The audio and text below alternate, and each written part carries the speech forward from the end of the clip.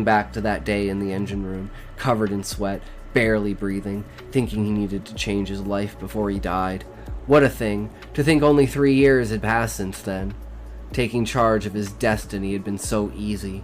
The dreams he held of owning something grand, his name plastered upon the lips of the rich and powerful, stirred something in him, not as powerful as the thought of the lines on a graph shooting to the stars.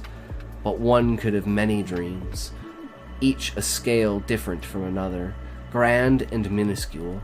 They were dreams nonetheless.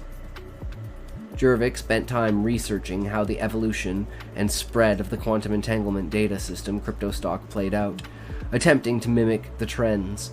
He bought the dip several times over the next 50 years. He had a system now to rotate his captains to create the least route timing possible, allowing for the most manipulation of the market.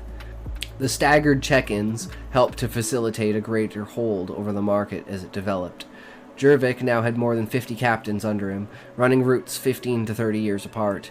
He had told the captains at any point if they wished to retire, they could take their shares of the company and retire peacefully. These were not the type of people he had chosen, however. He had known the feeling of adventure and farsight of these captains, allowing them to create a group of people who, over the course of several hundred years, became the biggest investors and holders of Stargate technology.